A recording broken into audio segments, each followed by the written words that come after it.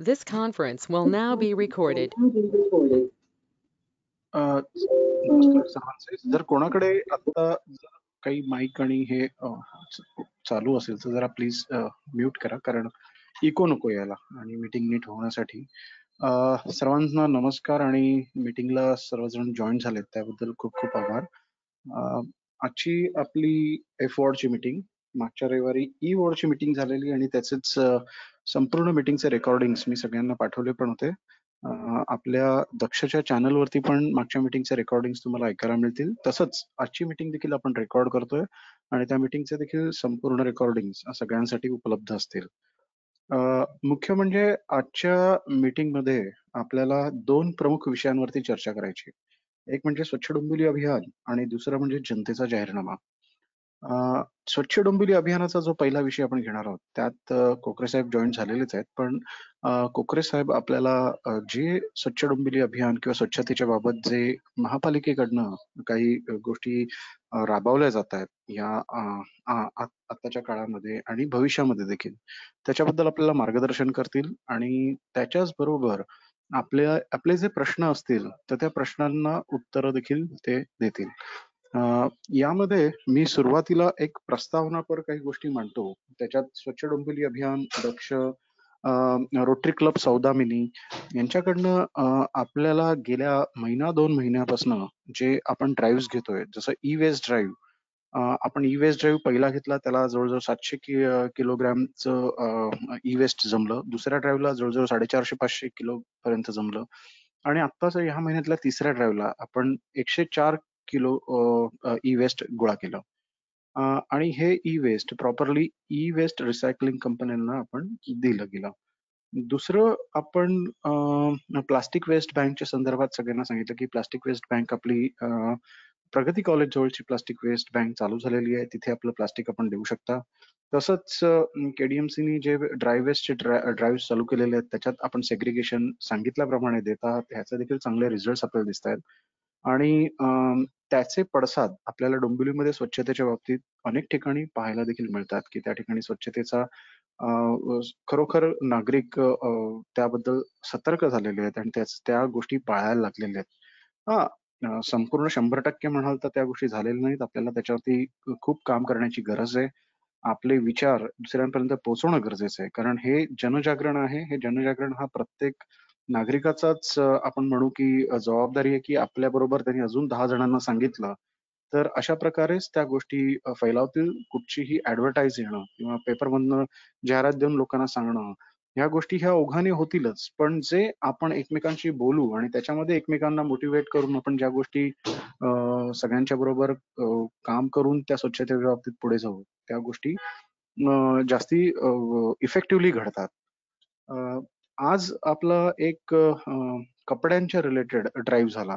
हा कपड्यांचा ड्राईव्ह पण सिद्धी वेस्ट टू ग्रीन ह्या ऑर्गनायझेशन कडनं करून घेतलेला होता.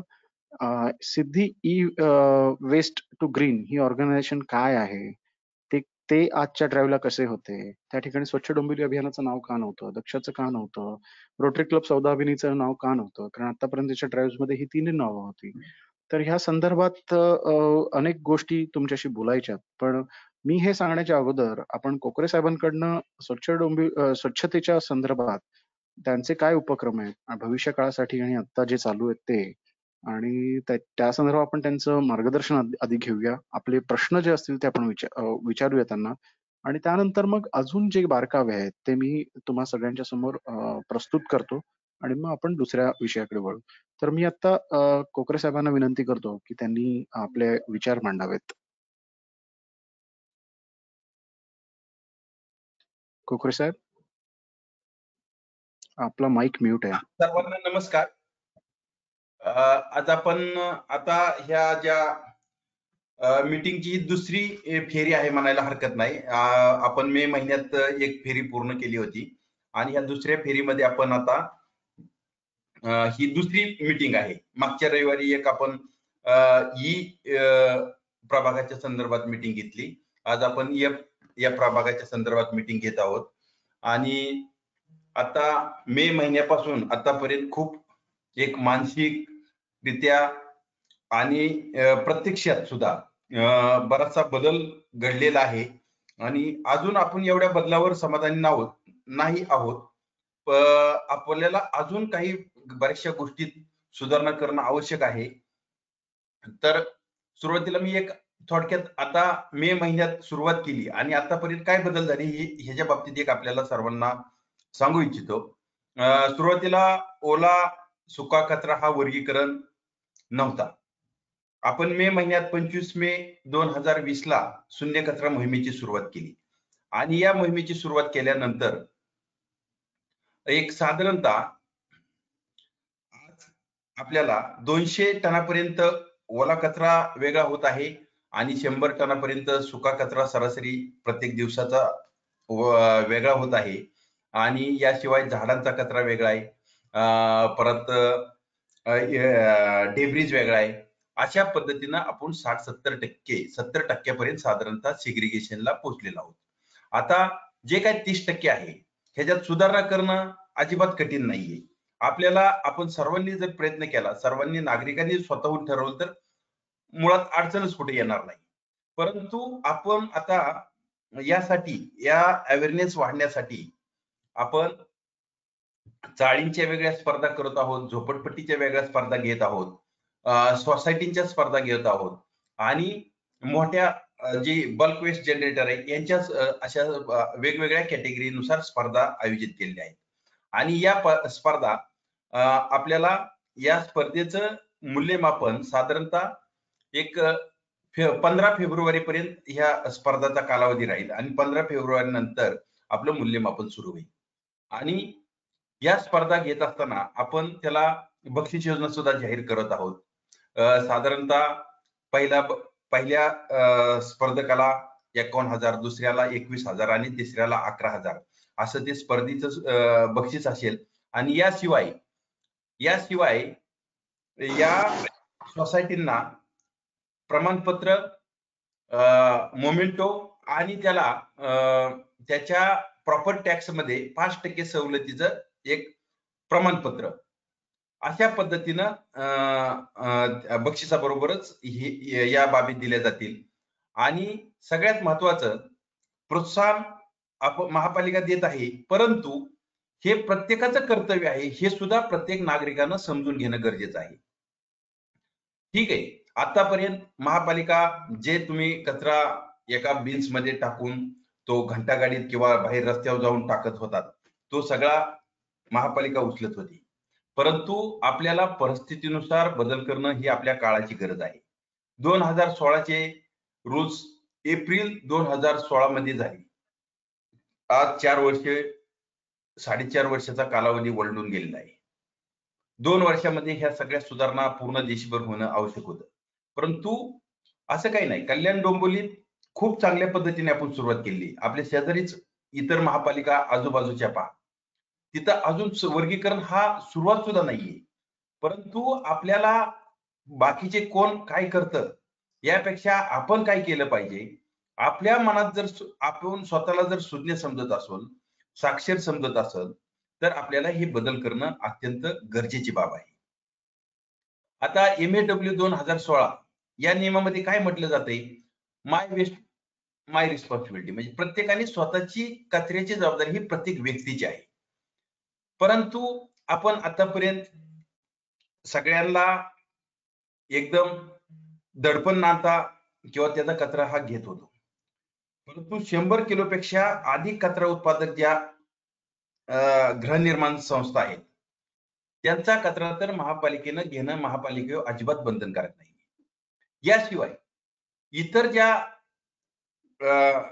घरातून म्हणजे 100 किलोपेक्षा कमी कचरा उत्पादक ज्या सोसायटी आहेत त्या किंवा इंडिव्हिज्युअल हाऊसेस यामधून जो कचरा निर्माण होणार आहे, चाळीमधून निर्माण होणार आहे, झोपडपट्टीमधून निर्माण होणार आहे, हा कचरा हा महापालिका घेत असताना प्रत्येक महिन्याला प्रत्येक घराला 50 रुपयाचा त्यांनी चार्ज आकारलेला आहे आणि हा केंद्र शासनाच्या निर्देशानुसार, NGTच्या निर्देशानुसार हा सगळ्या महापालिकामध्ये, नगरपालिकामध्ये हा नियम अस्तित्वात आलेला आहे.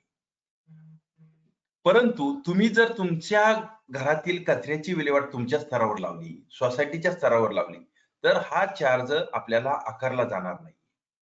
आता ओला कचऱ्याची प्रोसेसिंग कशी करायची?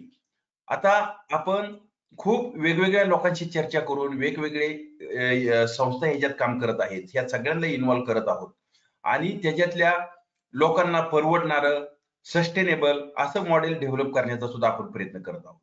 त्या दृष्टीनं काही वेगवेगळे पर्याय आपल्यापुढे उपलब्ध आहेत. आम्ही म्हणणार नाही एकाच व्यक्तीला ह्या व्यक्तीचं घ्या. तुम्ही चाचपणी करा, तुम्हाला पडताळणी करा. तुम्हाला जो योग्य वाटतोय, जी तुम्हाला परवडणारी संकल्पना आहे, ते तुम्ही अंमलात आणा आणि ओल्या कचऱ्यापासून कंपोस्टिंग अथवा बायोगॅसद्वारे त्याची प्रक्रिया किंवा वर्मी कंपोस्टिंग हे तिन्ही पर्याय तुमच्या पुढे उपलब्ध आहेत. आणि याशिवाय काही सोसायटींनी ऑर्गॅनिक कन्व्हर्टर मशीन्स बसवलेले आहेत. तर त्याही परंतु ती महागडी आहे, त्याच्यात तुमचं रेग्युलर मेंटेनन्स वाढणार आहे. पेक्षा आपण साध्या सिंपल जे कंपोस्टिंग आहे एरोबिक कंपोस्टिंगच्या ही जर मेथड वापरली तर आपल्याला सस्टेनेबल आणि कमी खर्चात ही पर्याय उपलब्ध होऊ शकतो. तर आपण शेवटी आपल्या गृहनिर्माण संस्थेचा तो निर्णय असेल. आम्ही तुम्हाला कुठलेही सांगणार नाही की हीच पद्धत अवलंबा, असं आम्ही तुम्हाला बिलकुल सांगणार नाही. तुम्हाला पर्याय आम्ही उपलब्ध करून देऊ, आम्ही मार्गदर्शन करू, तुम्हाला पर्याय उपलब्ध करून देऊ. ह्या 1, 2, 3, 4 पर्यायापैकी तुम्हाला कुठला निवडायचा हे तुमचा स्वविवेकाधिकार असेल आणि त्या पद्धतीनं तुम्ही त्याची तो पर्याय निवडून तुमचा ओला कचरा हा तुमच्याच कंपाऊंड मध्ये त्याच्यावर प्रक्रिया करणं ही अत्यंत गरजेची बाब आहे. आणि याशिवाय ड्राय वेस्ट जो आहे, ड्राय वेस्ट तुम्ही वेगवेगळा करा.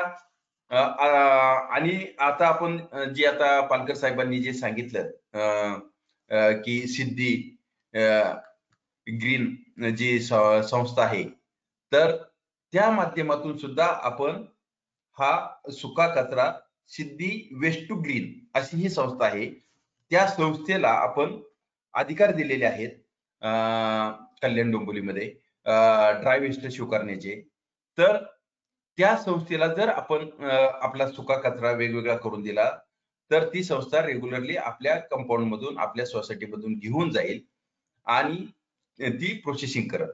याशिवाय या संस्थेला आपण अशा सूचना दिलेल्या आहेत की ज्या व्यक्तीचा प्लॅस्टिकचा कचरा तुम्ही स्वीकाराल, ज्या सोसायटीचा स्वीकाराल, त्यांना प्रति किलोला 2 रुपये दर त्यांनी देणे आवश्यक आहे. म्हणजे तुमचा प्लॅस्टिक हा कचऱ्यात कसंही टाकण्यापेक्षा किंवा ते त्याला अमूल्य म्हणजे कुठलंही मूल्य नाही असं समजायचं कारण नाही. ते एक आपल्याला अत्यंत महत्वाचा रिसोर्स आहे. त्याच्यापासून काही घटकांची निर्मिती होते, काही उत्पादन निर्माण होतात.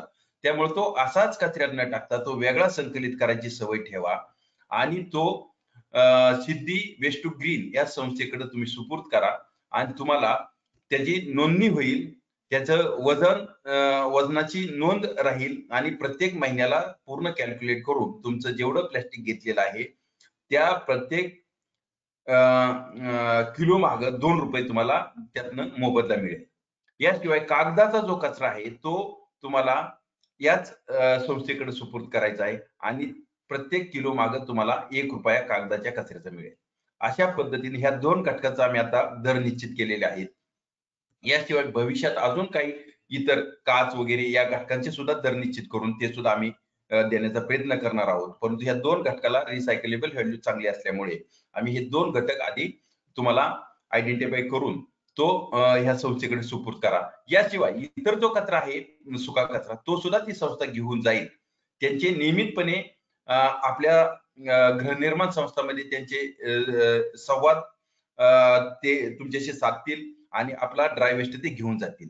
याशिवाय आता तिसरा जो कचऱ्याचा प्रकार आहे तो घरगुती घातक कचरा. यामध्ये सॅनिटरी नॅपकिन, डायपर या कचऱ्याचा समावेश होतो. आता आम्ही काही एक ठराविक लोकेशनला इन्सिनरेटर इन्स्टॉल करून तिथं तो डायपर, सॅनिटरी नॅपकिन हा कचरा त्याची विल्हेवाट लावण्यासाठीचे सुद्धा आम्ही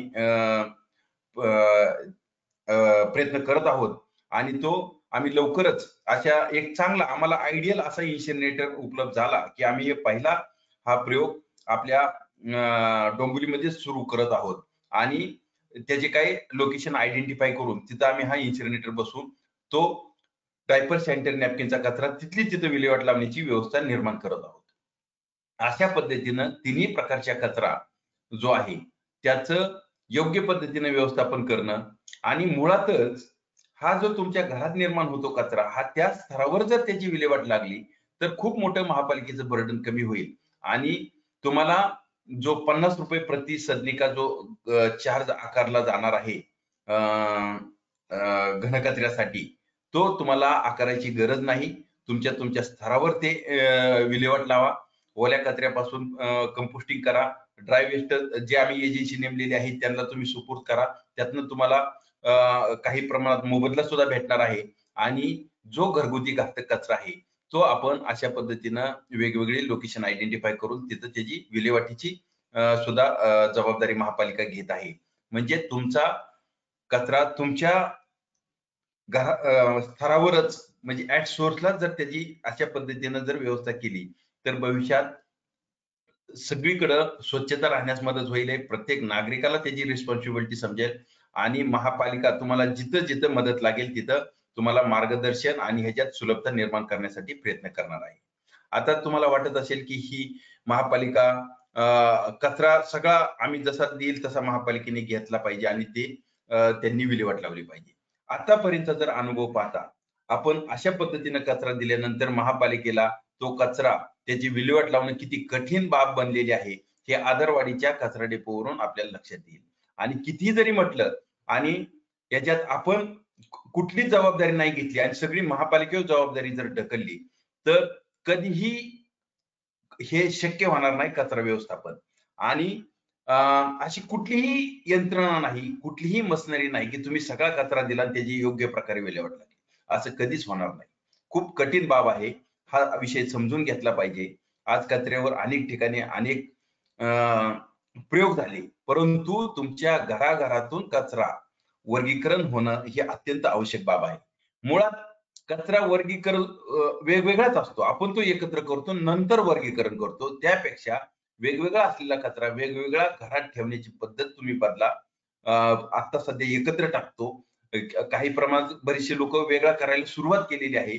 ते पूर्णतः वेगळा करण्याची वेगळा ठेवण्याची पद्धत तुम्ही स्वीकारा. अजिबात कुठली अडचण येणार नाही. आता तुमचा ड्राय वेस्ट बुधवारी आणि रविवारी जो आम्ही घेत होतो तर त्याच पद्धतीनं तुमच्याकडे संस्था ती आम्ही जी नेमलेली आहे ती येईल. तुमच्या कचऱ्याच्या ड्राय वेस्ट तो तुमचा घेऊन जाईल आणि ओला कचरा तुमच्या स्तरावर कंपोस्टिंगची सुरुवात करा. तुम्हाला कुठलीही अडचण येणार नाही. अशा पद्धतीनं तुम्हाला कुठल्या जरी अडचण वाटली तुम्ही आम्हाला विचारा. आम्ही योग्य पद्धतीने तुम्हाला मार्गदर्शन करू. तर अशा पद्धतीनं आपण जर या कचऱ्याचं व्यवस्थापन केलं तर महापालिकेला सुद्धा सुलभ पद्धतीनं कचरा व्यवस्थापन हाताळणे अत्यंत सोपं जाईल आणि त्यामुळं महापालिकेला हा कचऱ्याचा जो काही समस्या आतापर्यंत भेडसावली त्या कचऱ्याच्या समस्येतून आपल्याला सर्वांना मुक्त करता येईल.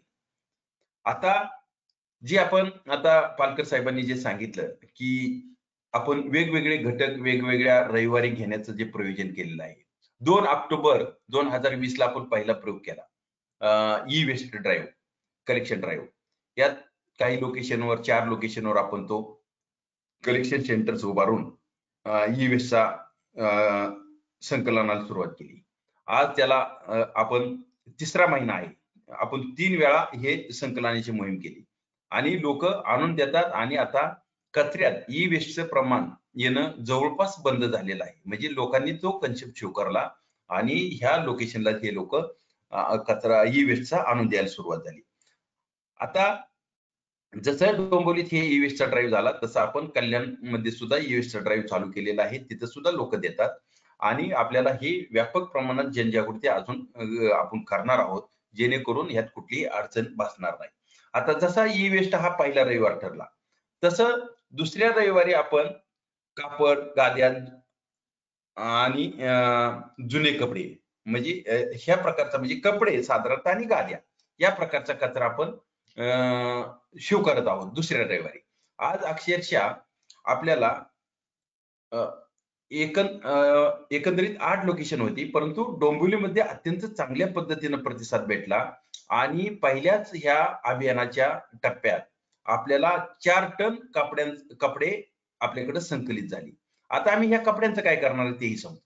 या कपड्यांमध्ये जुन्या साड्या किंवा ज्याच्यापासून कापडी पिशवी बनवता येईल हा घटक आपण त्या कपड्यातला बाजूला करणार आहे आणि ते आपण महिला बचत गटांना, जे महिला बचत गट पुढे येतील आणि कपडे आम्ही कपड्यापासून पिशव्या शिवतो असं आम्हाला अंडरटेकिंग देतील, त्यांना आम्ही ते कापड पुरवणार आहोत आणि त्यांनी त्याच्या पिशव्या बनवून नागरिकांना स्वस्तात बाजारात कापडी पिशवी उपलब्ध करून देण्याचा मानस महानगरपालिकेचा आहे. आपले सन्माननीय आयुक्त डॉक्टर विजय सूर्यवंशी सरांनी या पद्धतीनं आपल्याला प्लास्टिक पिशवी बंदीवर उपाययोजना करणे आणि कापडी पिशवीला प्रोत्साहन देणे यासाठी हे आम्ही कापडी पिशवी निर्मितीला चालना देत आहे. आता हा झाला दुसरा रविवार. आता तिसऱ्या रविवारी आपण कागद आणि काच यांचं संकलन ठेवत आहोत आणि चौथ्या रविवारी चप्पल, बूट म्हणजे फुटवेअर्स आणि फर्निचर अशा पद्धतीनं 4 रविवारी हे स्पेशल आयटम आपण संकलनाची मोहीम ठेवत आहोत. याचबरोबर दर रविवारी या वेगवेगळ्या घटकांच्या संकलनाबरोबर प्लास्टिक हा कॉमन घटक राहील आणि त्या प्लास्टिकच्या संकलनासाठी एक वेगळा काउंटर प्रत्येक ठिकाणी स्वतंत्ररित्या कार्यरत असेल. तर अशा पद्धतीनं हे ड्राय वेस्टचं संकलनाची मोहीम आपण राबवण्यासाठी वेगवेगळ्या यंत्रणा आता रोटरी क्लब, रोटरी सौदामिनी, स्वच्छ डोंबिवली, परत ऊर्जा फाउंडेशन अशी वेगवेगळ्या संस्था ह्याच्यात सुद्धा कार्यरत आहेत आणि या सगळ्यांनी एक आपला खारीचा वाटा उचललेला आहे. सगळ्यांनी आपापल्या पद्धतीने आपले योगदान देत आहेत आणि या सगळ्यांना एकत्रित करून महापालिका एकत्रितरित्या सगळ्यांचं एक समन्वय साधून या वेगवेगळ्या मोहिमा राबवत आहे आणि या मोहिमेच्या माध्यमातून आपण कचरा वर्गीकरण हा प्रत्येक व्यक्तीच्या मनात हा विषय बिंबवायचा आहे आणि या माध्यमातून कचरा वर्गीकरण जे आहे हे एकदम सुलभ पद्धतीने आपल्याला निर्माण करायचे, यात सुलभता निर्माण करायची आहे. त्यासाठी आपण अशा वेगवेगळ्या ऍक्टिव्हिटी राबवत आहोत आणि आता प्रत्येक सोसायटी स्तरावर त्यांनी सोसायटीच्या कचरा व्यवस्थापनाबाबत नियमावली ठरवायची आहे. आपापल्या पद्धतीनं तिथं त्याचं व्यवस्थापन करायचं आहे आणि महापालिकेला कचरा व्यवस्थापन हा खरोखरच फक्त महापालिकेचा विषय आतापर्यंत समजत होतो. तो महापालिकेचा विषय न समजता आपल्या सर्वांचा विषय आहे आणि जर नुसता आपण महापालिकेचा जर विषय समजलो तर कचऱ्याचे डोंगर हे असेच वाढत राहणार आणि त्यातून जर सुटका करायची असेल तर आपल्याला प्रत्येकाचं योगदान देणं आवश्यक आहे. त्यासाठी आपण या पद्धतीनं कचऱ्याच्या व्यवस्थापनाकडे पाहत आहोत. आता आपण इंटरॅक्शन ठेवूया. मला आपल्याकडून काही प्रश्न असतील तर ते विचारा, त्या माध्यमातून आपण संवाद साधूया. कोणाला काही प्रश्न असतील तर त्यांनी आपला माईक अनम्यूट करून एकेकाने प्रश्न विचारायला सुरुवात करा.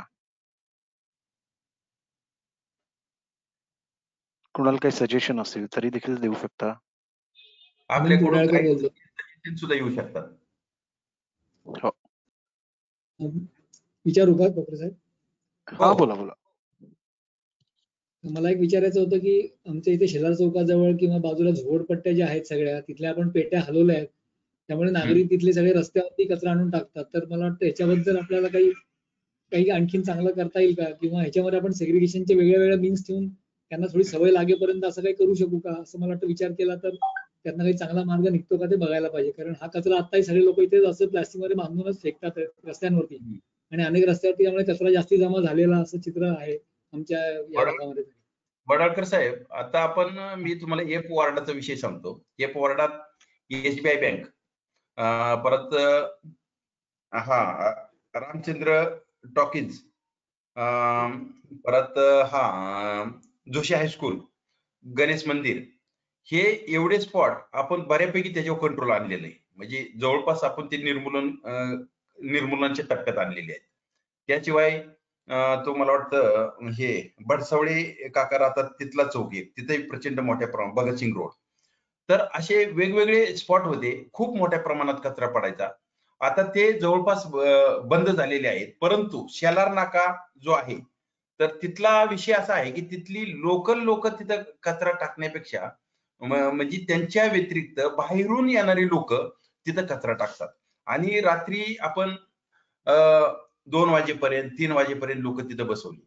परंतु प्रॉब्लेम असा होतो की ते येणारे लोक एवढे नटोरियस आहेत की ते वादविवाद खूप घालतात त्या लोकांशी.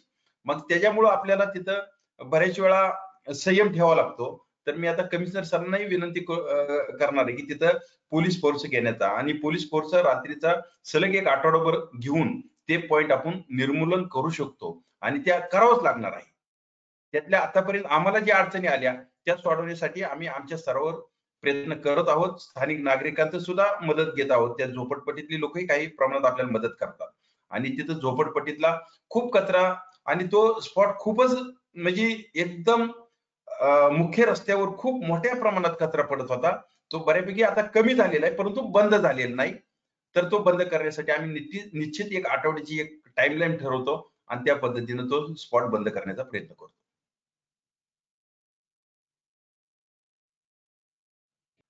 पुढचा प्रश्न. Thank you sir.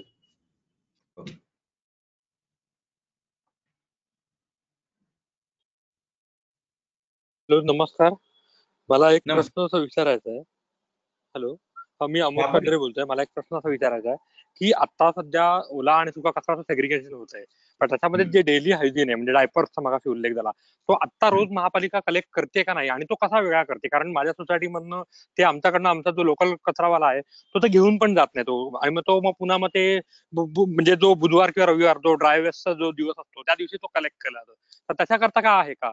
ऍक्च्युली डायपर्स आणि हे कागदामध्ये रॅप केलेले असतात अनेकदा, किंवा म्हणजे आम्ही शक्यतो कागदामध्ये रॅप करायचा प्रयत्न करतो, किंवा काही जण प्लास्टिक मध्ये रॅप करतात. तर सहज ते त्यांना सांगितलेलं आहे, कारण ते लो एज्युकेटेड आहेत, त्यांना फक्त ओला आणि सुका हे ते तेवढंच बघतात.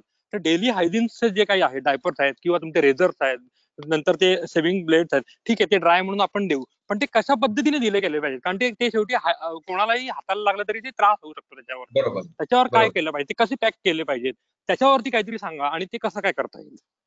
आता कांदरे साहेब, आता ह्याच्यात विषय काय आहे की आम्ही ज्या सूचना देतो आमच्या स्टाफ कडून, ज्या सूचना त्या सफाई सोसायटीमध्ये सफाई करणारे जे लोक आहेत तर त्यांच्यापर्यंत पोहोचताना ते त्यांना पाहिजे त्याच पद्धतीने ते अंमलबजावणी करतात. आता आम्ही जरी एखादी गोष्ट सांगितली तर ते लोकांना काय सांगतात की हा घ्यायचा नाही म्हणून सांगितलाय, हा कचरा काय मिसकम्युनिकेशन आहे. मला तर वाटतं ह्याच्यासाठी आपण हे सोसायटीत काम करणारे जे काही घटक आहेत यांची एक मिटिंग घेऊन आपण त्यांना सुद्धा प्रबोधन करण्याची गरज आहे.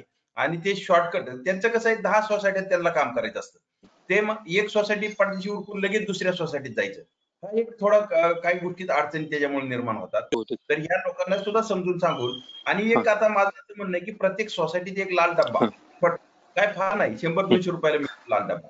तो लाल डब्बा जर ठेवला आणि लाल डब्याचा कन्सेप्ट जर लोकांच्या मनात रुजवलं तर मग आमचा माणूस काही विचारणार नाही, काय नाही, डायरेक्ट तो डबा उचलेल आणि तो घेऊन जाईल. तर हा लाल डबा एक कन्सेप्ट फार काही महागडा नाही, एक कन्सेप्ट आहे, जो एक 100-200 रुपयाला डबा मिळतो, तो लाल डबा जर ठेवला तर तो ह्याच्यात सुलभता येईल. हा एक कन्सेप्ट आपण एक राबवायचा प्रयत्न करू. ओके ओके, नक्कीच. थँक्यू. कांदरे साहेब चिपळूण कोकरे सर. हो, म्हणजे कोकण जवळच. बरोबर. भाऊसाहेब कांदरे. हो बरोबर, आमचे नातलगच आहेत ते. बरं. ओके. नमस्कार कोकरे सर, मी निरंजन बोलतोय. आता तुम्ही जे म्हणाले की एक प्रकारचे मिसकम्युनिकेशन आहे, याचा अनुभव मला एक साधारण सप्टेंबर-ऑक्टोबरच्या दरम्यान आला. म्हणजे मी आपलं हे जे मे महिन्यामध्ये ओला आणि सुका वेगळा करणं आणि ते कशा प्रकारे घेऊन जाणं ह्याचं पत्रक पूर्ण वाचलं. तर मी आपल्या गल्लीत जी घंटागाडी येते तर त्यांच्यापर्यंत असं सांगितलं गेलंय की आम्हाला असं सांगितलंय की ओला कचरा हा रविवार आणि बुधवार घेऊन जायचंच नाही. आणि आपल्या ह्या पत्रकात स्पष्टपणे असं लिहिलेलं आहे की ओला कचरा रोज घेतला जाईल, रविवार आणि बुधवार ओला आणि सुका दोन्ही घेतला जाईल. तर मी त्यांना हे विचारलं, आम्ही कोणाशी बोलू का? तर त्यांच्या असं बोलण्यात आलं की त्यांना मुकादम, माझ्या मते त्यांनी शब्द वापरला की मुकादम यांनी असं सांगितलं की हे असंच आम्हाला सांगितलं घ्यायचं, त्यामुळे आम्ही घेणार नाही. म्हणजे हे तुम्ही जे म्हणताय हे मला अनुभव आला हा मिसकम्युनिकेशनचा. नाही, ह्याच्यासाठी आपण एक वाटल्यास प्रत्यक्ष ती सफाई कामगार आणि आमचा स्टाफ अशी एखाद्या लोकेशनला आपण बैठक घेऊया वॉर्डाची, म्हणजे हे सगळे संभ्रम दूर होतील. आणि तुमचा सुका कचरा बुधवारी आणि रविवारी आम्ही घेऊन जाण्यापेक्षा जी संस्था नेमली तीच घेऊन जाईल, त्यामुळं आमचा कचरा जो दररोज वाला घ्यायचा त्याच्यात अडथळे येणार नाही. त्याच्यासाठीच आम्ही. आणि सगळ्यांना अजून एक मला आवर्जून सांगायचं आहे की आम्ही जे काही आता ह्या संस्था नेमलेल्या आहेत यांच्या महापालिकेकडून यांना 1 रुपयाचा सुद्धा कुठलाही यांच्यावर खर्च होणार नाही. त्याच्यामुळं महापालिकेवर या संस्था नेमून कुठलाही आर्थिक बोजा महापालिकेवर पडणार नाही. उलट ह्या संस्था आपल्याला मदत करून आपल्यालाच प्रत्येक प्लॅस्टिकच्या किलो माग, कागदाच्या प्रत्येक किलो माग महापालिकेला 1 रुपया ते देणार आहेत. म्हणजे हे आम्ही का बंधनकारक केलं? आज कुणी ज्याच्यात क्षमता आहे तोच काम करेल. विनाकारण एखादी संस्थेने त्यात यायचं आणि काहीतरी करतोय असं दाखवायचं असं नकोय. आम्हाला परफॉर्म ऑर पेरिश ही पॉलिसी ह्याच्यात ठेवायची. ज्याला काम करायचंय, ज्याला प्रामाणिक काम करायचंय त्यांनी परफॉर्मन्स दाखवावा आणि महापालिकेबरोबर काम करावं, म्हणून आम्ही ही पॉलिसी ठेवलेली आहे. नाही, ऍक्च्युली ही खरं सांगायचं तर खूप चांगली गोष्ट आहे की आपल्या पालिकेने अशा वेगवेगळ्या संस्थांना अटॅच करून वेगवेगळी उपाययोजना करतायत. पण फक्त एक विनंती होती की मी जे सांगितलं हे मिसकम्युनिकेशनचं हे एकदा आपल्याला बघायला पाहिजे. आणि मला पहिले वाटलं की फक्त माझ्याच एरियामध्ये किंवा माझ्याच सोसायटीमध्ये असं चाललंय, पण एकंदरीत मी आपल्या एफर्टच्या काही 1-2 बिल्डिंगच्या मित्रांकडनं वगैरे पण असंच ऐकवलं, अरे नाही आमच्याकडे पण असंच होतंय करून. आणि माझा नंबर द्या त्यांना सगळ्यांना, ज्याचं जिथं मिसकम्युनिकेशन होतंय माझा नंबर देऊन टाका त्यांना. नक्की नक्की नक्की. धन्यवाद धन्यवाद. पुढे कोणाला काही प्रश्न? हा, मला प्रश्न विचारायचा आहे. बोला. हा, कोकरे साहेब नमस्कार. मी वृषाली देशपांडे बोलतेय. सगळ्यात प्रथम आधी तुमचं अभिनंदन की या कोरोना सारख्या काळात सुद्धा तुम्ही आणि तुमच्या टीमनी एकही दिवस कुठल्याही प्रकारची सुट्टी न घेता सगळ्यांचा, डोंबिवलीकरांचा, कल्याणकरांचा कचरा उचलला त्याबद्दल. आता मला आणखी पेन्शन ड्राईव्हला राबवली ती सगळी सुट्टी दिवशी, त्यामुळे तीही सुट्टी आम्हाला आता मिळत नाही. हो, बरोबर आहे, खरंच. म्हणून म्हटलं तुमचं मनापासून अभिनंदन. खूप चांगलं काम करताय आणि नक्की डोंबिवली, कल्याण, केडीएमसीचा सगळाच एरिया आता स्वच्छ होणार आहे. त्याबद्दल काही म्हणजे शंका नाहीये आता मनामध्ये. मला 1-2 गोष्टींविषयी तुमच्याशी बोलावं असं वाटत होतं. पहिली गोष्ट म्हणजे जे आता हे सॅनिटरी पॅडसाठी किंवा डायपरसाठी तुम्ही जो लाल डब्बा ठेवायला सांगितलाय खालती, तर काय होतंय, एक आम्ही स्वतः जाऊन सुद्धा घंटागाडीवाल्यांशी जेव्हा बोलतो आणि त्यांना सांगतो की नाही याच्यामध्ये असं असं मटेरियल आहे, तर तिथे खालती एक गोणी लावलेली असते, त्याच्यात ते ठेवलेलं असतं.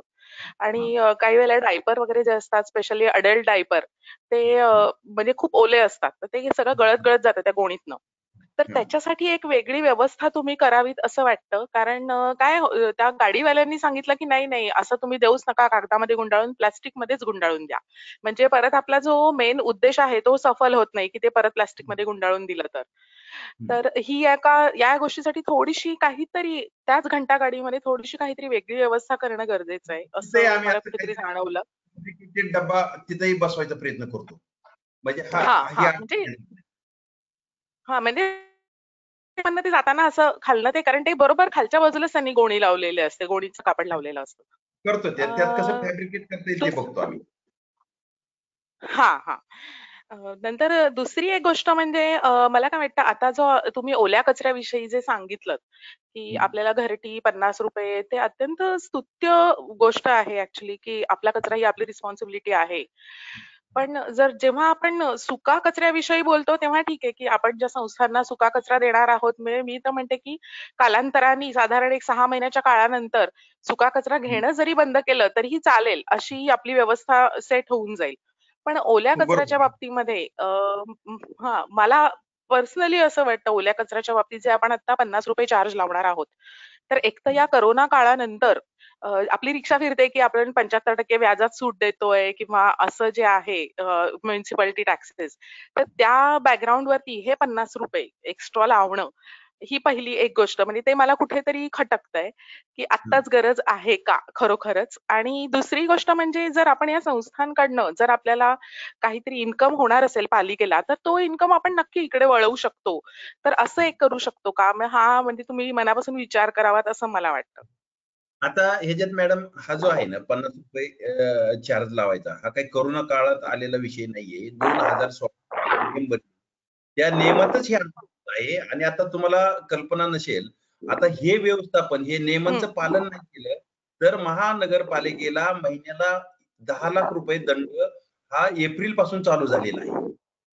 आणि त्यामुळं जे काही आपण अंमलबजावणी करतोय हे पूर्णतः नॅशनल ग्रीन ट्रिब्युनल आणि 2016चे MSW 2016चे रूल्स ह्यांच्या अनुषंगानेच ही नियमावली करतोय. आणि त्या व्यतिरिक्त तुम्ही जर हे तुमच्या कचऱ्याचे व्यवस्थापन या पद्धतीने मी ज्या सांगितलेल्या पद्धतीने केलं तर तुम्हाला हे 50 रुपये तर चार्ज लागणार नाही. त्याशिवाय तुमच्या प्रॉपर्टी टॅक्स मध्ये 5% सवलत तुम्हाला देण्यात आलेली आहे. बरोबर. हो.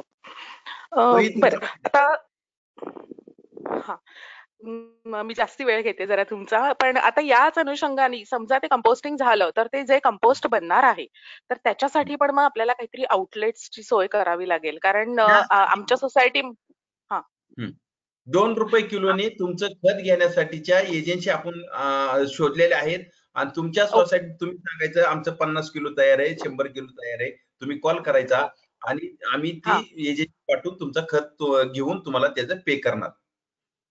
Okay okay. हे चांगलं आहे. ही चांगली गोष्ट आहे. ठीक आहे. धन्यवाद साहेब. पुढे कोणाचा काही प्रश्न?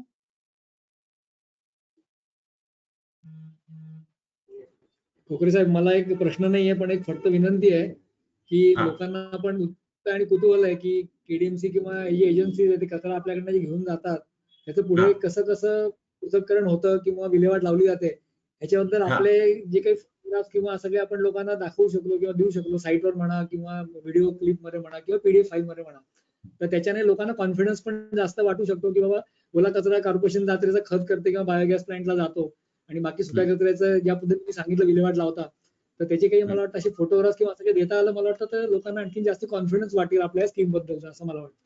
आता आपण काय करू हे आता एक एक कचऱ्याचे प्रकार एक आठवड्यात एक त्याच्या व्हिडिओ आणि समजा आता कागद आहे. कागद तुमच्याकडून घेतल्यानंतर तो त्याचा कशा पद्धतीने संकलित होतो आणि कशा पद्धतीने तो प्रोसेसिंग होतो एक घटक घेऊन आपण त्याचे एक व्हिडिओ करून आपण आपल्या फेसबुकवर आणि आपल्या वेबसाईटवर हे पब्लिश करू आणि आपल्या सगळ्या सोशल मीडियाच्या माध्यमातून सगळ्या लोकांपर्यंत पोहोचवण्याचा प्रयत्न करू. निश्चित चांगली गोष्ट आहे. ह्याच्यात आपण प्रॉपरली हे लोकांपर्यंत पोहोचवू. आता तुम्हाला कल्पना नसेल की कागद तुमचा हात चुरगळलेला कागद हा कुठं जातो तर मी तुम्हाला एक साधं उदाहरण सांगतो की हा कागद संकलित केल्यानंतर पेपर पल्प इंडस्ट्री पर्यंत जातो आणि त्याच्यातनं परत नवीन कागदच बनतो. जसं की प्लॅस्टिक आहे. आता प्लॅस्टिकचे वेगवेगळे प्रोडक्ट ग्रॅन्युल बनवून एक रॉ मटेरियल म्हणून प्रत्येक प्लॅस्टिकचे घटक बनवण्यासाठी त्याचा वापर होतो. परत दुसरं त्याचं प्लॅस्टिक टू फ्युएलचे आपले प्रोजेक्ट 2 आहेत ते आता चालू होतील तर त्यांना रॉ मटेरियल म्हणून त्याचा वापर होणार. याशिवाय काही बकेट्स बनवणं, बेंचेस बनवणं, दरवाजे बनवणं अशासाठी ह्या प्लॅस्टिकचा वापर होणार आहे. म्हणजे प्रत्येक घटकाला काहीतरी मूल्य आहे आणि त्या घटकाचं मूल्य अबाधित ठेवून आपण त्याचं संकलन त्यासाठीच वेगळं करत आहोत. फारच छान. धन्यवाद. थँक्यू. पुढे कोणाचा काही प्रश्न असेल? मला अजून एक बोलायचं होतं की आपण हे जे वर्गीकरण जे करतोय तर ते काही वेळेला काय होतं की मी हे स्वतः बघितलेलं आहे की गाडीवरती मात्र अजूनही कचरा एकत्र टाकला जातोय आणि मग गाडीवाले सांगतात की नाही आम्ही तिकडे जाऊन वेगळा करणार आहोत. तर हे खरंच असं होतंय का? असं तर आता तक्रारी आल्यानंतर 100% शहानिशा करतो. फक्त जर कुठं आढळलं तर मला नक्की त्याचे फोटो पाठवा, ते गाडीचा नंबर पाठवा. मी ती गाडी तिकडं चेक करतो मग नंतर. चालेल, ठीक आहे. नाही पाहिजे, परंतु जर कुठं होत असेल असे दिशाभूल आमच्या स्टाफ कडून होत असेल तर नक्की त्यांच्यावर कारवाई केली जाईल. ठीक आहे, ठीक आहे. ओके, धन्यवाद. अजून काही कोणाचे प्रश्न? आपलं कोकणात मी अमोल कादरे परत एकदा बोलतो. मला असं म्हणायचं की ठाकुर्लीमध्ये जिथे पूर्वी घंटागाडीचे स्पॉट्स होते तिथनं गाड्या म्हणजे कचरा घेऊन जातात, पण त्यानंतर सुद्धा तो जो स्पॉट असतो तिथे पुन्हा कचरा टाकला जातो. म्हणजे मी व्यक्तीचा विरोध केला, पण ते असं ते होत आहे. तर त्याच्या आता म्हणजे तुमचे आता मी 2 दिवसापूर्वी बघितले तुमचे मुकादम, तुमचे बाकी सगळे स्टाफ, त्यांचे फोन नंबर, गाडीचा ड्रायव्हर, त्याचा नंबर, हे सगळे बोर्ड लागलेले आहेत. तर त्याच्याकरता ते पुन्हा तिथे लागू नये ह्याकरता म्हणजे काय होतं माहिती का, डायरेक्ट स्वतः माणूस नेऊन नाही टाकत. तो काय करतो, त्याच्या घरी येणाऱ्या एखादी कामवाली असेल, कधी घर म्हणजे एक मोलकरीण असेल, तिला सांगतात आणि ते सरळ सरळ तिथे पुन्हा त्या स्पॉटवर येतात. मग तिथून पुन्हा मग ते कुत्रे त्याची म्हणजे इकडे तिकडे पसरवणं वगैरे हे प्रॉब्लेम होतात. जर जरा तुम्ही तुमच्या स्टाफनं जर परत कन्व्हे केलं तर ते होणार नाही. हा एक मुद्दा. दुसरा मुद्दा म्हणजे तुमच्या ज्या गाड्या आहेत त्या लोकली म्हणजे छोट्या गाड्या घेऊन जातात कचरा आहे ठीक आहे, पण ते ज्याला मोठ्या गाडीपर्यंत जातात किंवा काय, अनेकदा त्या गाडीचा पण कचरा खाली पडतो. त्याचाही काहीतरी जरा एक बघा, म्हणजे त्याच्यावरती काही घालता येईल का, कव्हर अप करता येईल का वगैरे, हेही थोडंसं काहीतरी करता आलं तर बघा. एक छोटी सजेशन आहे माझ्याकडून तुम्हाला. तुमचा मुद्दा लक्षात आला, परंतु हे जे लोकेशन असतील ना, तर मला थोडं व्हॉट्सअपवर माझ्या टाका, म्हणजे मला त्या दृष्टीने नियोजन करतो. ओके ओके, मी फोटो काढून तुम्हाला पर्यंत पोहोचवण्याची व्यवस्था करतो.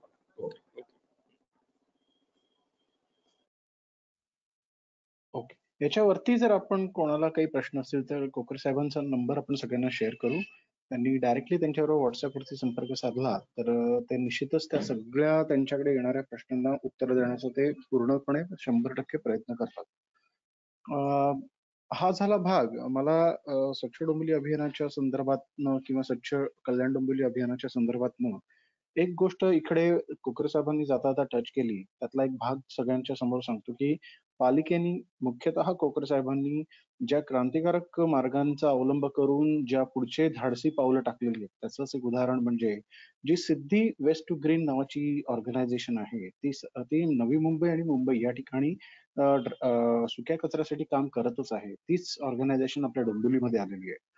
यावेळेला पालिकेने अशा पद्धतीने जो एक निर्णय घेतलाय की ज्याच्यामध्ये कुठचंही कॉन्ट्रॅक्टर नेमायचे तर त्याच्यासाठी टेंडरिंग केलं जातं. टेंडरिंग केल्यानंतर त्यातला एखादा सिलेक्ट केला जातो. सिलेक्ट केल्यानंतर मग त्यांचे पैसे पालिकेकडनं त्याला दिले जातात किंवा असं जे काही असेल ती देवाणघेवाण चालू होते आणि त्यानंतर देखील आपल्याला लक्षात येतं की त्यातलं काम काहीच झालं नाही.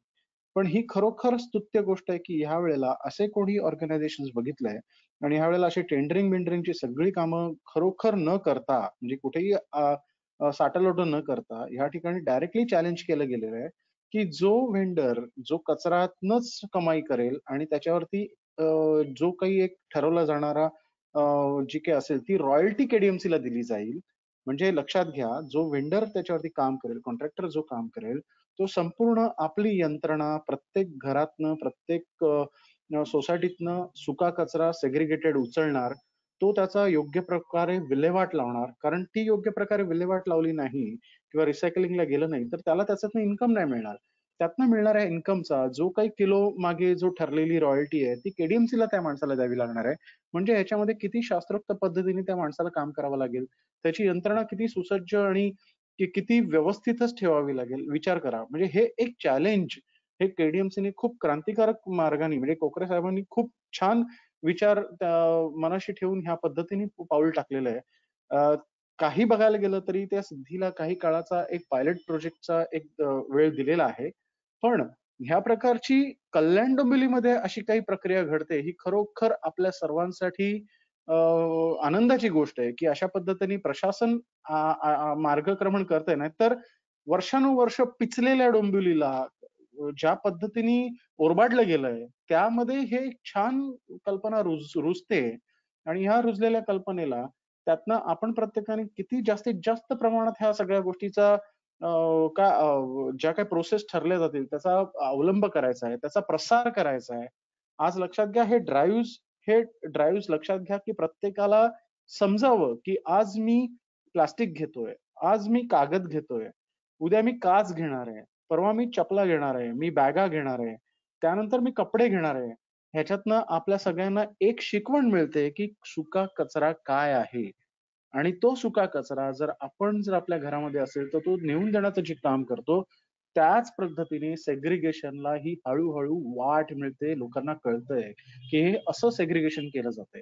अशी पण एक वेळ येणार आहे की दर रविवारी सिद्धीवाले कदाचित आपापल्या चौकांमध्ये असे स्टॉल्स दिवसभराचे लावतील आणि सांगतील की आज तुमच्या घरात झालेला सेग्रिगेटेड 1 आठवड्याचा कचरा आमच्याकडे इथे आणून द्या.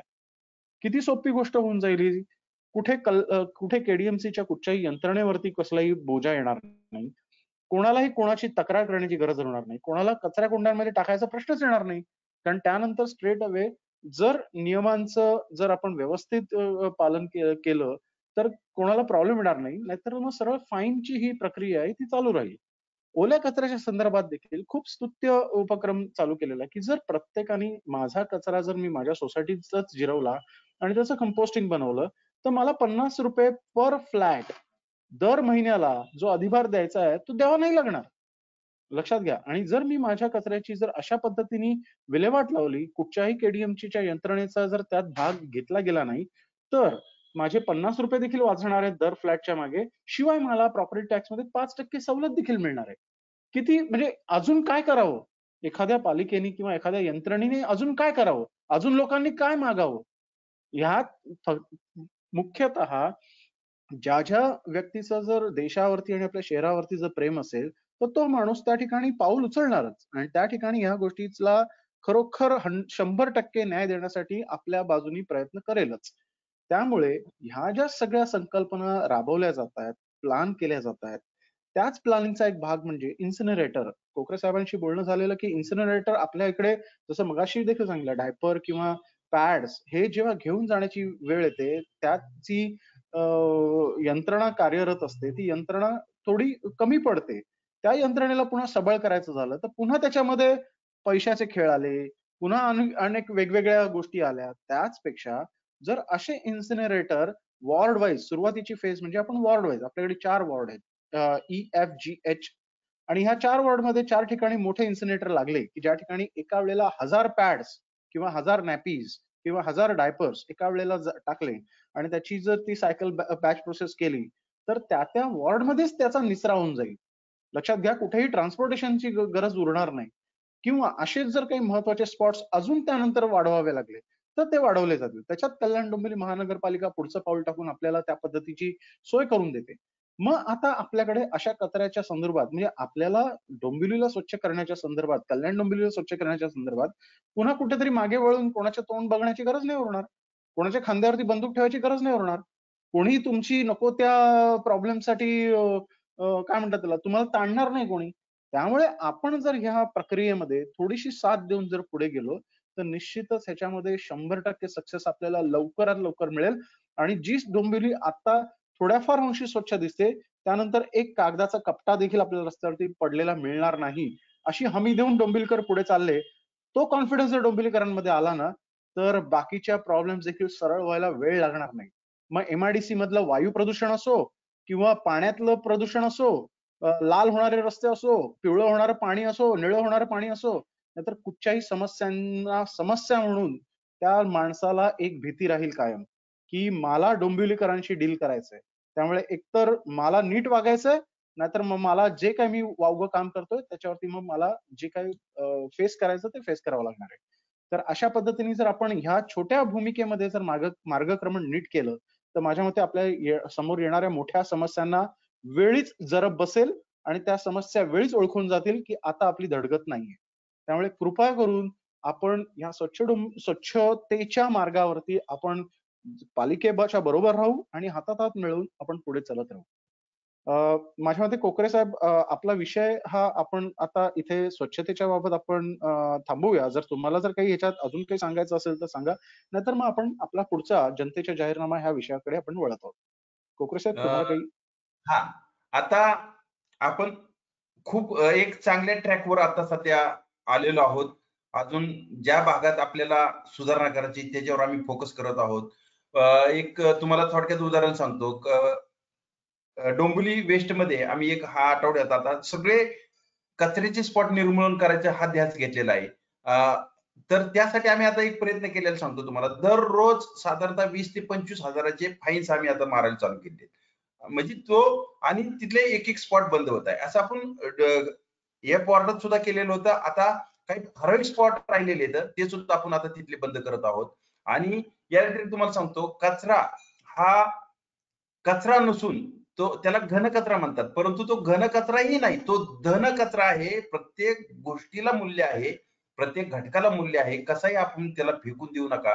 तुम्हाला एक थोडक्यात उदाहरण सांगतो, जे नारळाची शहाळी होती ते कसेही कचऱ्यात अगोदर जात होते. आता आम्ही एक त्याच्यापासून कात्या बनवणारा, कोकोपीट बनवणारा एक उद्योजक मानिवलीमध्ये तो आहे. तर त्याने आमचा कडलं नारळाचं शहाळं ₹1 किलोनी घेतोय. आतापर्यंत आम्ही त्याला 10 टन दिलेला आहे. तर तसं प्लॅस्टिक, कागद, चपला, नारळ सगळ्या गोष्टीला मूल्य प्राप्त होणार आहे. फक्त आपण व्यवस्थित जर साठवून दिलं, व्यवस्थित त्याला घरात ठेवलं, व्यवस्थित ते हँडओव्हर केलं, तर आपल्याला कुठली अडचण येणार नाही. आतापर्यंत आपण कचऱ्याकडं यूज अँड थ्रो ह्या भावनेतून पाहिलं.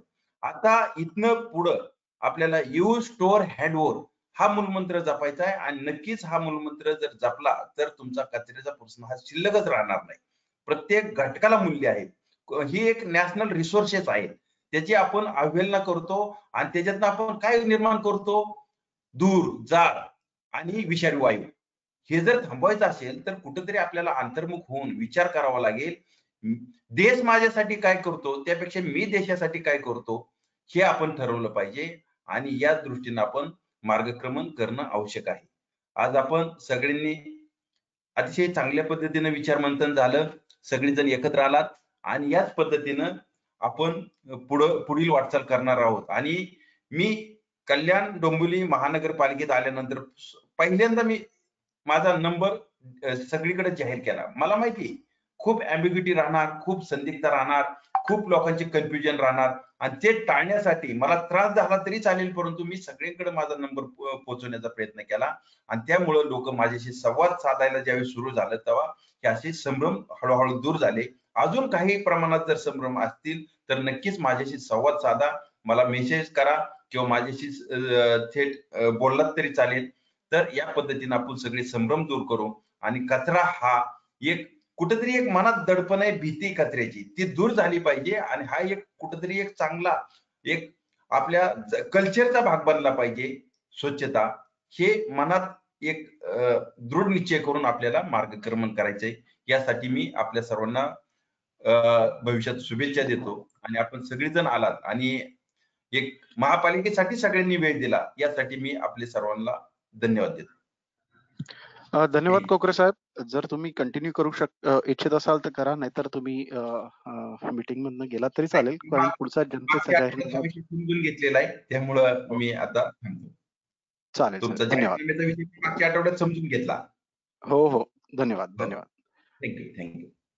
ओके, आपण पुढच्या विषयाकडे वळूया. आपला पुढचा विषय आहे जनतेचा जाहीरनामा.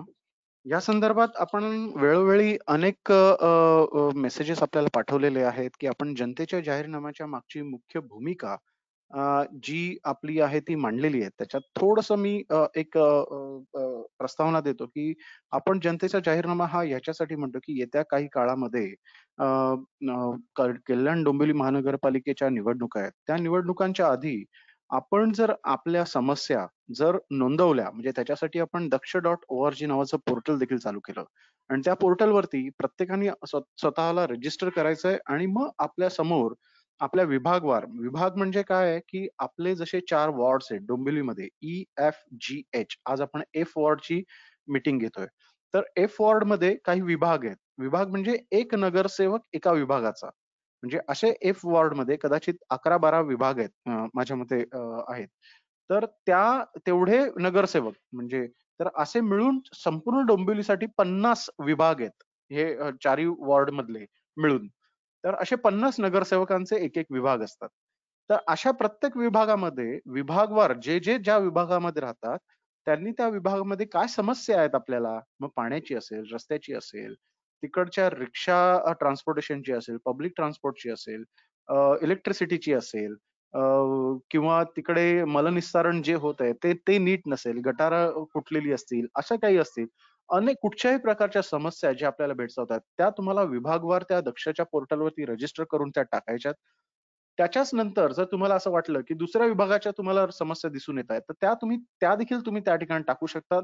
त्या तुम्ही वॉर्ड लेवलला टाकू शकतात की आपल्या ह्या F वॉर्ड मध्ये अमुक विभागामध्ये असं झालेलं आहे, म्हणजे ती वॉर्ड लेवलची, म्हणजे लक्षात घ्या त्याचं विभागवार, वॉर्ड वाईज आणि नंतर शहर पातळीवरती, म्हणजे शहर पातळीवरती मग आपण काय म्हणू की रेल्वेची समस्या असेल, आपल्याला येणारा जो ऍक्सेस रोड आहे शिळफाट्यावरनं आहे किंवा कल्याणवरनं आहे त्यांचे काय समस्या असेल, पत्री पूल आहे, आपल्याला कल्याण डोंबिवली ईस्ट आपलं सॉरी डोंबिवली ईस्ट वेस्टचे ब्रिज आहेत त्याच्या रिलेटेड असेल, ह्या ज्या समस्या आहेत ह्या समस्या आपल्या नागरिकांना स्वतःहून टाकणं गरजेचं आहे.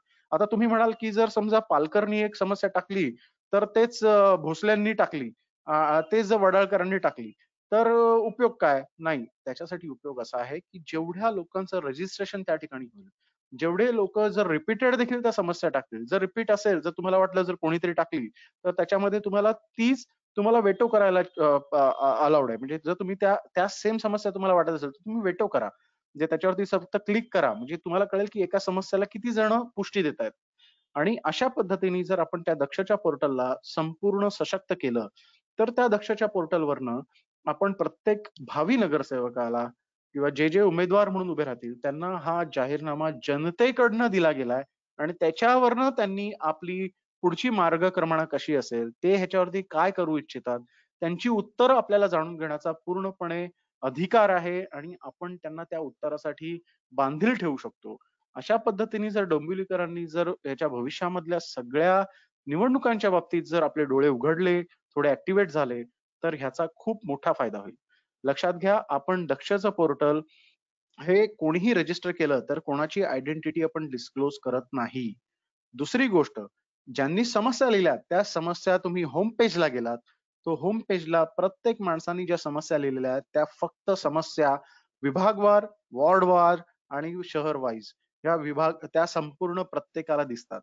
हे जे दिसतं ते कोकरे साहेबांना असो, आयुक्तांना असो, प्रत्येक खात्याला असो, म्हणजे इलेक्ट्रिसिटीला, वॉटर डिपार्टमेंटला असो, या सगळ्यांना आपण पाठवलेले आहेत की तुम्ही हे पोर्टल अधिकारी म्हणून भले तुम्ही रजिस्टर जरी नाही केलं तरी पण तुम्ही त्या ठिकाणी तुमच्या समस्या जाऊन बघू शकता आणि जर तुम्हाला वाटलं थोडं तरी तर त्या समस्यांवरती काम करायला सुरुवात करा. हीच अपील आपण नगरसेवकांना पण केली आहे की तुम्ही आमच्याकडे हात पसरायला येऊ नका की दक्ष असं करते. तुम्ही स्वतः त्या पोर्टलवरती जाऊ शकता, तुम्ही त्या समस्या बघू शकता, वॉर्ड वाईज आहेत, कॅटेगरी वाईज आहेत, सगळ्या आहेत. तुम्ही बघा, तुम्हाला वाटलं तुम्ही त्याच्यावरती काम करायला सुरुवात करा. अशा पद्धतीचं एक सुटसुटीत पण डोंबिवलीकरांचा आतमध्ये जे धगधगते जे प्रॉब्लेम्स आहेत, त्यांचं आयुष्य जे दुष्कर होत चाललेलं आहे, ते राहणीमान कठीण होत चाललेलं आहे डोंबिवलीकरांचं, ते जर प्रत्येक डोंबिवलीकरांनी जर त्या ठिकाणी मांडायला सुरुवात केलं तर माझ्या मते हे दक्षचं पोर्टल खूप व्हायब्रंट होईल आणि हे एक वेगळी मेथड डोंबिवली अख्ख्या देशासाठी पूर्णपणे एक रोल मॉडेल म्हणून ठरेल. तर जनतेचा जाहीरनाम्याची ही भूमिका आहे. तर आता ज्या जाहीरनाम्याच्या संदर्भात जर कोणाला काही प्रश्न असतील, चर्चा करायची असेल तर आपण हे डिस्कशन चालू करूया. कोणाला काही प्रश्न आहेत का याच्याबद्दल?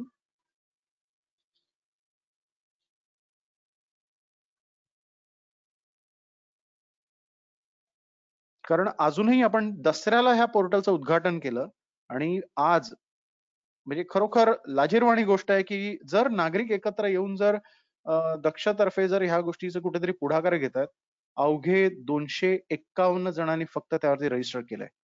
खूप मोठी शरमेची बाब आहे आपल्यासाठी, डोंबिवलीकरांसाठी. साधं रजिस्ट्रेशन पण लोकांनी केलं नाही अजून.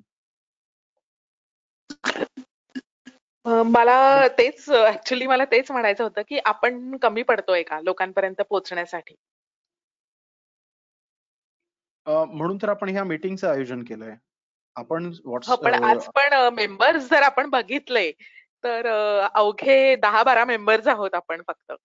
कुठेतरी माझ्या हे डोक्यात येते सतत की आपण कमी पडतोय. म्हणजे मला असं तेव्हा वाटत होतं कोकरे साहेबांना सांगावं की हे सुका कचऱ्याचं जे तुम्ही संकलन करताय ते मोठे म्हणजे आपणच म्हणतो बॅनर लावू नका किंवा प्लास्टिक वापरायचं नाही, पण हे लोकांपर्यंत पोहोचणं फार गरजेचं आहे असं मला फार वाटतं.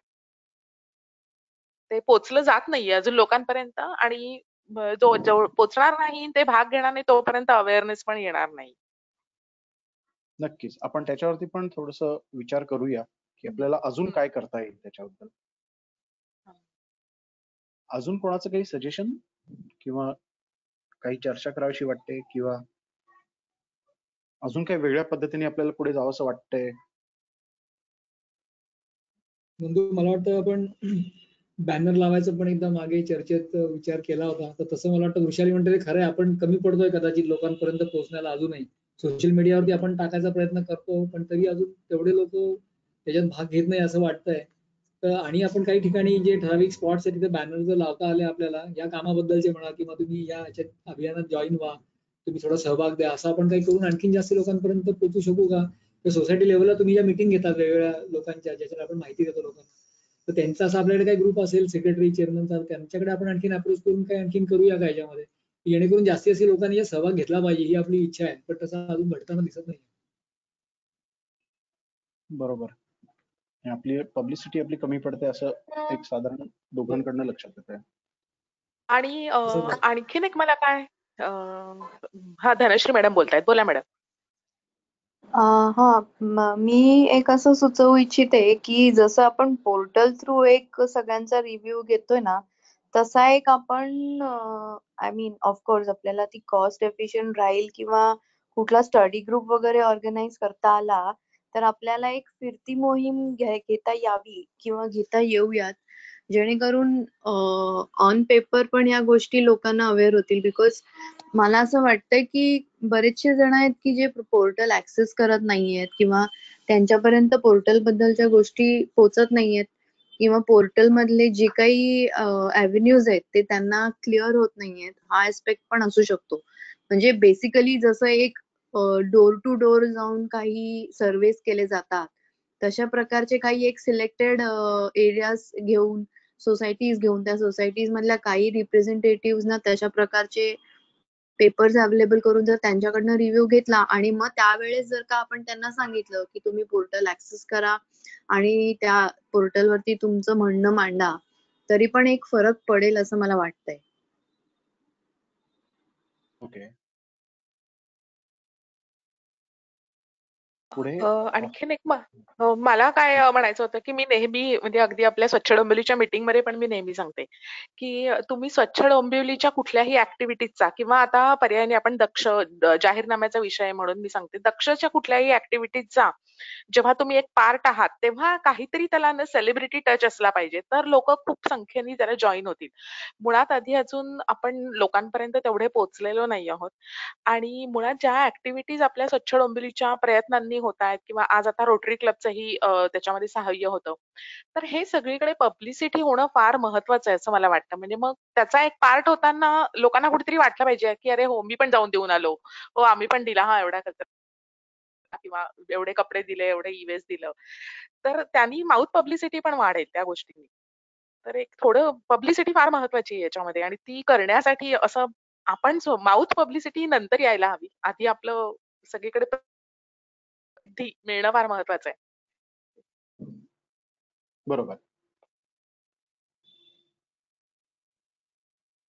जाहीरनाम्या संदर्भात कोणाला काही अजून सांगायचं आहे की आपण करतोय त्याच्यात काही अजून सुधारणा हव्यात का? पब्लिसिटी हा एक भाग प्रामुख्याने फार मोठा पुढे आलाय, कारण त्याच्यामुळे रजिस्ट्रेशन आणि लोकांमध्ये त्याची संकल्पना नीट समजेल. अजून काही कोणाला पॉइंट सुचतोय? पालकर सर, मला एक सजेशन असं करायचं वाटतं की म्हणजे आता जो विषय आला की सोसायटीज आपल्या म्हणजे आपण आपले जे प्रभाग आपण केलेले होते, म्हणजे एफ वॉर्ड मध्ये पण किती वॉर्ड्स आहेत जे काय नंबरनुसार, त्यांच्या सोसायटीज आपण काही त्यांच्या चेअरमन्स पर्यंत किंवा त्यांच्या मेंबर्स पर्यंत आपण जाऊन त्यांना जर काही लिंकअप करू शकलो तर जरा जास्त बरं होईल. आणि कसं होतंय, मला असं एक तटस्थ व्यक्ती म्हणून असं लक्षात आलं की ज्या वेळेला जाहीरनामा म्हणून होतो ना, त्यावेळेला लोकांना लोकल लेवलचा प्रॉब्लेम मांडायचे, पण त्यांना जाहीरनामा वाटताना असं वाटतं की अरे मग हे नंतर इलेक्शनला यांच्यापर्यंत जात आहे, की काही त्यांची मिसकन्सेप्शन असतील ना त्याच्या क्लिअर करायला लागतील असं मला वाटतं याच्यात. करेक्ट, बरोबर आहे. खूप व्हॅलिड मुद्दा आहे हा. म्हणजे आधीच त्याचा बाऊ नको व्हायला लोकांच्या मनामध्ये जाहीरनामा म्हणजे.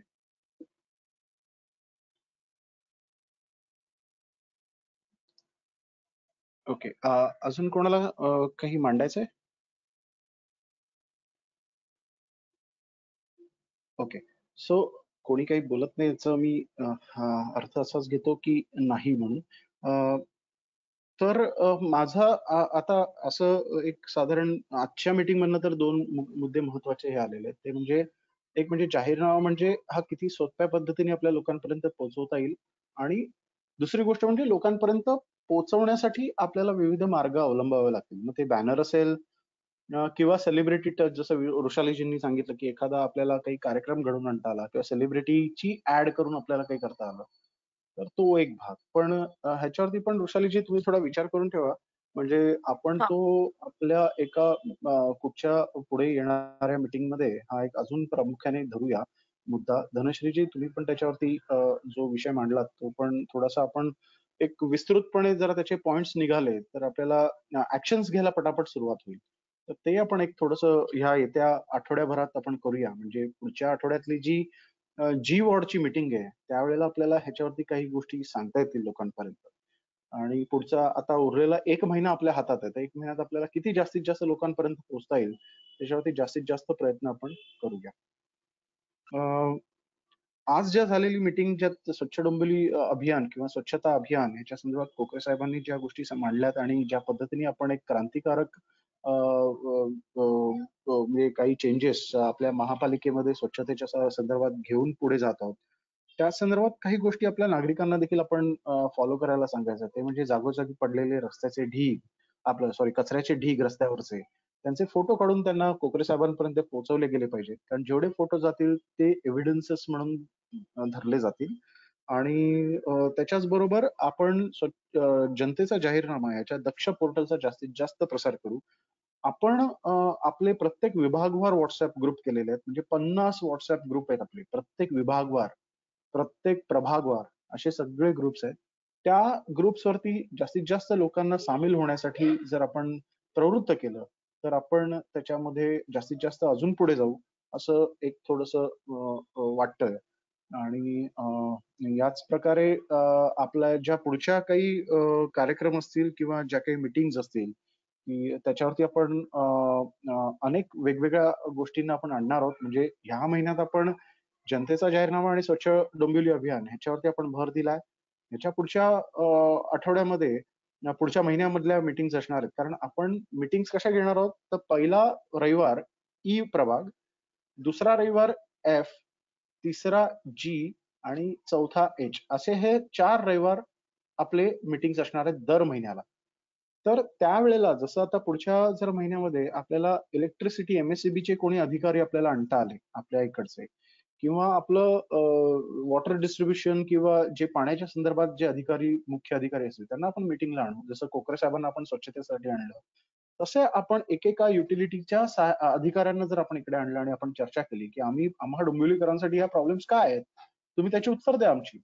तर अशा पद्धतीने आपण ह्याच्या पुढे आपण मार्गक्रमण करणार आहोत. तुम्हाला जे जे वाटतील लोक की आपल्याला ही लोक हा अधिकारी आपल्याला जर वाटत असेल की याला आपल्या मीटिंगमध्ये बोलवणं गरजेचं आहे, तर तुम्ही तशी सूचना करा, मेसेज टाका, मला टाका किंवा आपल्या ग्रुपवरती टाका आणि त्या पद्धतीने आपण त्या अधिकाऱ्यांपर्यंत पोहोचू. जर आपल्याला शक्य झालं तर आपण एका महिन्याच्या कुठच्या ना कुठच्या बैठकीला आपण आयुक्तांना देखील आपण आपल्या मीटिंगला बोलवू. आपले संपूर्ण कल्याण डोंबिवलीचे प्रश्न त्यांना विचारू शकू आपण, जर समजा आपल्या समोर असतील तर. त्यांच्या डोक्यात त्यांच्या समोर काय स्वप्न असतील तर ती आपल्या समोर मांडतील ते. अशा पद्धतीने आपण आपल्या ह्या मीटिंग्स दर महिन्याच्या प्रभागवार ज्या मीटिंग्स होतात त्याच्या आपण एक संरचना करणार आहोत. आणि अशा पद्धतीने डोंबिवलीसाठी एक विचारांचं वादळ निर्माण कसं करता येईल आणि त्या विचाराच्या वादळांमधनं कुठच्याही प्रकारे कन्फ्युजन न करता त्याच्यात पॉझिटिव्हली आपल्याला कल्याण डोंबिवलीसाठी कशा पद्धतीने आपल्याला चांगल्या गोष्टी मांडता येतील, कल्याण डोंबिवलीला खूप चांगलं शहर म्हणून कसं आपल्याला पुढे आणता येईल, हे फक्त आणि फक्त आपल्या हातात आहे. लक्षात घ्या. तर ह्याच्यासाठी जर तुमच्याकडे अशा काही कल्पना असतील, काही विचार असतील, काही अधिकारी असतील तर प्लीज प्लीज प्लीज कृपया आपल्या बरोबर शेअर करा. माझ्या मते आजच्या मीटिंगचा वेळ तसा दादा, झालेला आहे. हा बोला. रस्ते आणि ट्रॅफिक याच्यासाठी आणता आलं तर फार बरं होईल. कारण आता सध्या पाणी आणि विजेची समस्या म्हणजे सध्या एवढी नाही असं मला तरी वाटतं. माहिती नाही मला इतर वॉर्डांमध्ये असेल तर. रस्ते आणि ट्रॅफिक, रस्त्यांवरचा म्हणजे रस्त्यांची अवस्था आणि रस्त्यांवरचा ट्रॅफिक. चालेल ना. आपण ट्रॅफिकचे RTO चे प्रमुख आहेत त्यांना बोलवू. आपण पोलीस समस्यांबद्दल आपल्या इकडचे DCPs जे असतील त्यांना आपण मीटिंगला बोलवू. अशा पद्धतीने आपण त्यांच्या प्रशासनाबरोबर नागरिकांचा संवाद कसा साधता येईल त्याच्यावरती एक वेगवेगळ्या गोष्टी करून जाऊ. पण खूप गुड आयडिया वृषालीजी.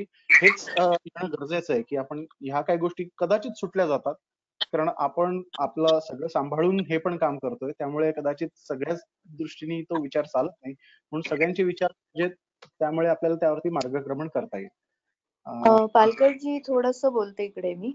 बोला ना. आमच्या ओव्हरऑल म्हणजे कॉर्पोरेशन मेन ऑफिस मधल्या ज्या काही घडामोडी आहेत त्याच्यावरनं एक गोष्ट अशी लक्षात आली आहे, म्हणजे मी आता ऍक्च्युली चॅटबॉक्स मध्ये पण टाकली आहे, की कमिशनर सर आता थोडंसं कोविड ह्याच्यातनं बाहेर पडून बाकी routine activities of the corporation मध्ये बऱ्यापैकी हे झालेले आहेत, आता रुजू झाले आहेत असं म्हणता येईल. तर त्यांनी पण एक action plan for the next 5 years या पद्धतीचं एक हे हातात घेतली संकल्पना आणि वेगवेगळ्या फ्रेटर्निटीज किंवा स्टेक होल्डर्सना एकत्र घेऊन ते ह्या गोष्टीचे प्लॅनिंग करायला लागलेले आहेत. सो त्या कंटेक्स्ट मध्ये ऑलरेडी आमच्या बरोबरची मीटिंग उद्या अलाइन्ड आहे. बरेचसे विषय मी घेते आहे थ्रू अवर आर्किटेक्ट असोसिएशन. आणि जसं आता वृषालीनी सजेस्ट केलं तसं ट्रॅफिक पॅटर्न, रोड्स, बाकी इन्फ्रास्ट्रक्चर वगैरे या विषयावर एक प्रायमरी चर्चा उद्या आमची होणार आहे. उद्याची मीटिंग ही सुरुवात असेल. त्यांनी उद्यापासून 21 तारखेपर्यंतच्या मीटिंगचा पूर्ण एक अजेंडा आम्हाला फॉरवर्ड केलेला आहे. त्याच्यामध्ये वेगवेगळे विषय आणि वेगवेगळे स्टेक होल्डर्स मी म्हटलं तसं इन्व्हॉल्ड आहेत. तर जसं आता तिने सजेस्ट केलं किंवा तुम्ही सजेस्ट केलं की कमिशनर सरांना आपण घेणार आहोत आपल्यामध्ये आपले काही प्लॅन्स वगैरे, तर या गोष्टीवरती अजून थोडंसं वॉर फुटिंग वरती आपण वर्किंग केलं तर त्यांच्या जे काही प्लॅनिंग आहे किंवा एक थॉट प्रोसेस आहे त्याच्यामध्ये आपल्याला आणखीन आपल्याकडनं पण हे देता येईल, आयडियाज किंवा इनपुट्स देता येतील असं मला वाटतंय. नक्कीच नक्कीच. आणि तुम्ही देखील ज्या मीटिंग्स मध्ये त्यांच्याबरोबर सहभागी असतात ते देखील विचार आमच्यापर्यंत पोहोचवा आणि त्या पद्धतीने सिनर्जी आपण एक डेव्हलप करू पूर्ण कल्याण डोंबिवलीमध्ये आणि छानपैकी पुढचं फ्युचर प्लॅन्स आणि पुढच्या ऍक्टिव्हिटीज आपण घेऊन पुढे वाटचाल करूया. अजून कोणाला काही सांगायचं असेल तर, नाहीतर आजची बैठक आपण इथेच थांबवूया. कोणाला काही बोलायचंय?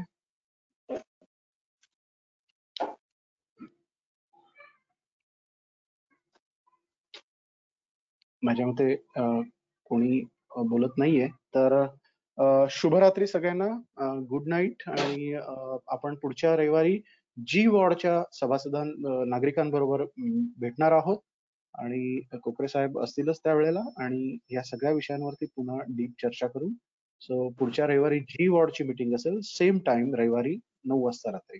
आपल्या जी वॉर्ड मधील नागरिकांपर्यंत हे मेसेज पोहोचवा. धन्यवाद. शुभरात्री.